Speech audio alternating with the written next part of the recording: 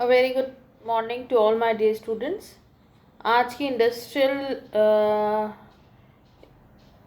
Law में या labour legislation में हम स्टार्ट कर रहे हैं, हमारी नया टॉपिक स्टार्ट कर रहे हैं, नया एक्ट हम पढ़ेंगे जिसका नाम है industrial employment standing order act 1946।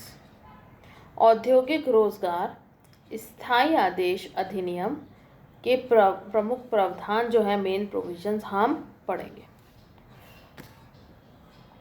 Before starting about this act, I would like to explain कि व्हाट आर स्टैंडिंग ऑर्डर्स, स्थायी आदेश क्या है और हमें स्थायी आदेश निकालने की सेवायोजक को क्या ज़रूरत पड़ती है। एक टाइम ऐसा था जहाँ पर श्रमिक के लिए जो आदेश होते थे या नियम होते थे वह सेवायोजक के अकॉर्डिंग होते थे, उसकी इच्छा से होते थे, ठीक है। और सेवायोजक उनसे उसके लिए उनको बाध्य भी कर सकता था कि आपको ये करना ही है, ठीक है। और ये कभी कभी उनकी सेवा से बाहर भी होता था तो भी उन्हें करना होता था। लेकिन परिस्थितियाँ जैसे जैसे आगे समय के साथ श्रमिक की जो दशाएं थी उसमें परिवर्तन आए, उनकी कंडीशंस में परिवर्तन आए और कुछ नियम या शर्तें जो कि ज़रूरी बन गई, जिसकी आवश्यकता उसका उन्हें अनुभव हुआ कि ये चीज़ें नियम में होनी ज़रूरी है, जिसकी वजह से उनका एम्प्लॉयर के द्वारा शोषण नहीं किया जाएगा, ठीक है। तो अब देखते हैं ऑब्जेक्टिव क्या है, क्या उद्देश्य है जिसके कारण इस एक्ट को बनाया गया है। पहला, सेवायोजक को उनके अधीन नियोजित व्यक्तियों के नियोजन की शर्तें को पर्याप्त स्पष्टता से परिभाषित करने के लिए बातें करना। It is very much necessary कि जो एम्प्लॉयर हैं वो जो एम्प्लॉयज़ को ये बता दें कि किस शर्तों पे आपको रखा गया है। टर्म्स ऑफ एम्प्लॉयमेंट क्या है। नेक्स्ट है नियोजित व्यक्ति को उक्त शर्तों से अवगत कराना, अब उनको इन्फॉर्म भी कराना, उनको बताना के लिए भी क्या है, सेवायोजक बाध्य है। और अगर समान वर्ग व समान प्रकार का कार्य कर रहे हैं कोई श्रमिक, तो उनके नियोजन से की निबंधों एवं शर्तों में एक रूपता होनी ज़रूरी है, यूनिफॉर्मिटी या सिमिलैरिटी होना आवश्यक है।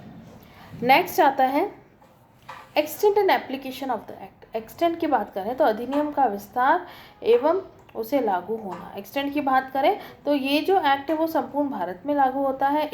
यह अधिनियम प्रत्येक ऐसी औद्योगिक प्रतिष्ठान पर लागू है जिसमें 100 या 100 से अधिक व्यक्ति एम्प्लॉयड हो, नियुक्त हो, या अथवा पिछले 12 महीनों में किसी भी दिन अगर वो एम्प्लॉयड या नियोजित रहे हैं तो ये एप्लीकेशन है, ये एक्ट वहाँ पर लागू होगा। किंतु समुचित सरकार कम से कम 2 माह की सूचना देकर राजकीय ऑफिशियल गैजेट्स जो होते हैं उसके द्वारा इसके जो प्रोविजंस हैं वो निकाल सकती हैं और उनको प्रतिष्ठान पर उनको लागू करने का राइट समुचित सरकार के पास होता है। नेक्स्ट हम देखिए कुछ इंपॉर्टेंट डेफिनेशंस, एप्लीकेशन नहीं है ये, सॉरी डेफिनेशन है जो आपको ज़रूरी है इस एक्ट के अंदर जानना। सबसे पहला पॉइंट आता है एपीलेट अथॉरिटी, जिसको अपन बोलते हैं अपील प्राधिकारी। एपीलेट अथॉरिटी जो है ऐसा प्राधिकारी से है, ये एक ऐसी अथॉरिटी होती है जो समुचित सरकार ने इस अधिनियम के अधीन सूचना जारी करने के लिए निर्धारित क्षेत्र में अपील अधिकारी के कार्यों को करने के लिए उस व्यक्ति को नियुक्त किया है। अब इससे रिलेटेड एक्ट की जो अधिसूचना होगी कौन जारी करेगा, एपीलेट अथॉरिटी। और मान लीजिए कभी एपीलेट अथॉरिटी में वो व्यक्ति नहीं है और कोई अगर अपील गवर्नमेंट के पास सामने जाती है तो या कोर्ट के सामने जाती है तो वहाँ पर हम ये मानेंगे कि जो न्यायालय है वही कौन है, एपीलेट अथॉरिटी माना जाता है। नेक्स्ट आता है एप्रोप्रिएट गवर्नमेंट। एप्रोप्रिएट गवर्नमेंट आप सब जानते हैं, समुचित सरकार। अगर कोई एक्ट सिर्फ राजस्थान तक सीमित है तो सरकार हमारी राज्य सरकार होगी, और अगर उसकी सीमाएं एक राज्य से ज़्यादा कुछ राज्यों पर है में भी है तो हम उसको केंद्र सरकार हमारी समुचित सरकार होती है। नेक्स्ट आता है प्रमाणकर्ता अधिकारी, जिसे हम बोलते हैं सर्टिफाइंग ऑफिसर। आपको एग्जाम में पूछा जा सकता है what do understand by certifying officer under standing orders act 1946। तो आपको बताना है। सर्टिफाइंग ऑफिसर को हम बोलते हैं प्रमाणकर्ता अधिकारी से तात्पर्य श्रम आयुक्त या प्रादेशिक श्रम आयुक्त में से है। इसके अंतर्गत वह अन्य अधिकारियों भी सम्मिलित हैं जो कि राजकीय गैजेट के अनुसार सरकार ने उनको नियुक्त किया है। ठीक है, तो सर्टिफाइंग ऑफिसर कौन है? जिसको सर्टिफाइंग ऑफिसर के श्रम आयुक्त या प्रादेशिक श्रम आयुक्त में से है, जिसके अंतर्गत उसे वह अन्य अधिकारियों में सम्मिलित है, जिसे और भी अगर कुछ अधिकारियों को समूची सरकार ने इस कार्य के लिए नियुक्त किया है तो वो भी सर्टिफाइंग ऑफिसर ही काउंट होते हैं। सेवा आयोजक या एम्प्लॉयर या नियोजक जिसे हम बोलते हैं। सेवा आयोजक से तात्पर्य उस औद्योगिक प्रतिष्ठान का स्वामी से है जिसके अधीन ये अधिनियम लागू होता है। इसकी जैसे मान लीजिए जिसे कारखाना अधिनियम 1948 में के अधीन कारखाना प्रबंधक है वहाँ का सेवा आयोजक। अगर भारत में किसी भी सरकारी विभाग को कंट्रोल करने के लिए अगर हमने उस सरकार की ओर से कोई नियुक्त प्राधिकारी अपॉइंट कर रखा है, अगर वो है तो वहाँ पर एम्प्लॉयर वो माना जाएगा, और अगर वो नहीं है तो वहाँ का विभागाध्यक्ष जो है, हेड ऑफ द डिपार्टमेंट, वो वहाँ का सेवा आयोजक माना जाएगा।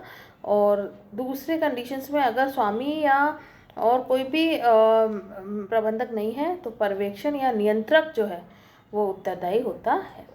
नेक्स्ट आता है एस्टैब्लिशमेंट, इंडस्ट्रियल एस्टैब्लिशमेंट, औद्योगिक प्रतिष्ठान।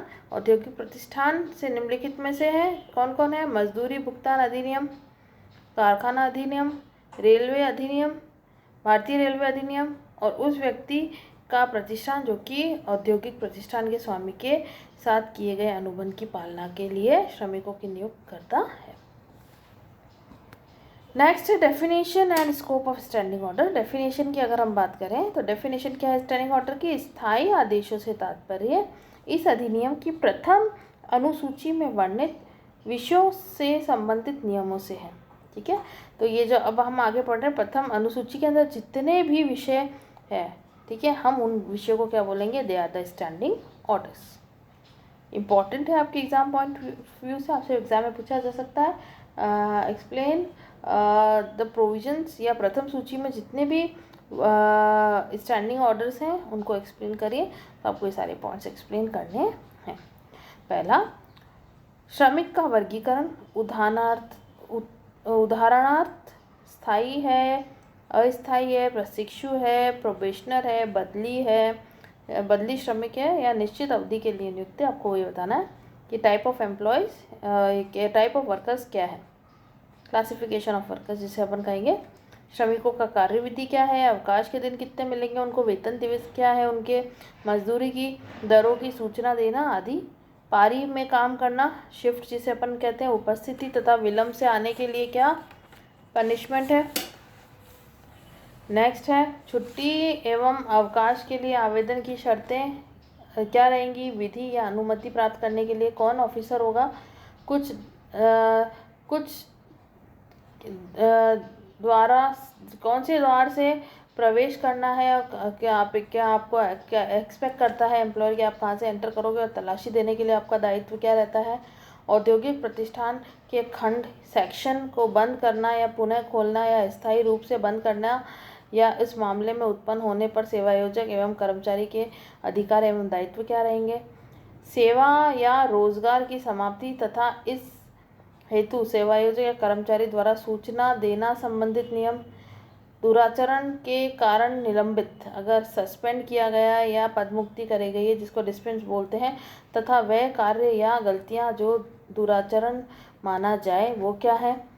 और सेवा आयोजक तथा उसके एजेंट या सेवा आयोजक के अनुचित व्यवहार या उसकी अनुचित मांगे, रॉन्गफुल एक्शंस हैं के विरुद्ध कर्मचारी को क्या उपचार मिलते हैं, अन्य कोई विषय वस्तु जो निर्धारित कर दी जाए। तो ये फर्स्ट शेड्यूल है हमारा।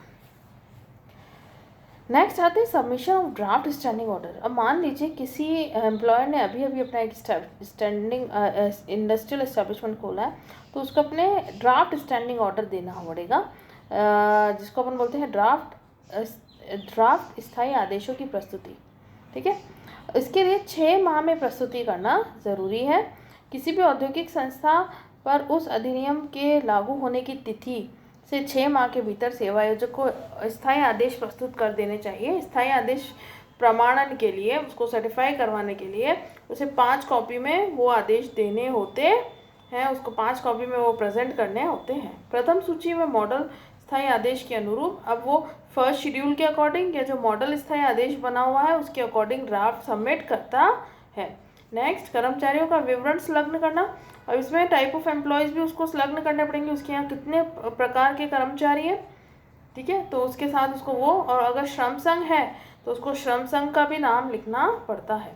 सेवायोजकों के समूह द्वारा संयुक्त ड्राफ्ट या स्थायी आदेश। अगर चाहे कुछ सेवायोजक चाहें जो कि एक जैसा कार्य कर रहे हो, उनकी डिस्प्लेसमेंट एक जैसी हो, समान प्रकार का कार्य हो रहा हो, तो वो एक साथ मिलकर ये ड्राफ्ट स्टैंडिंग ऑर्डर सबमिट कर सकते हैं, सिमिलर होगा उनका, ठीक है। तो यहाँ पर हमारा submission of draft standing order हो गया। अब आगे देखते हैं आपको इस यूनिट में से क्या क्वेश्चन बनते हैं। सबसे पहला बनता है explain the objective of the act है ये, इफ़ द एक्ट नहीं है।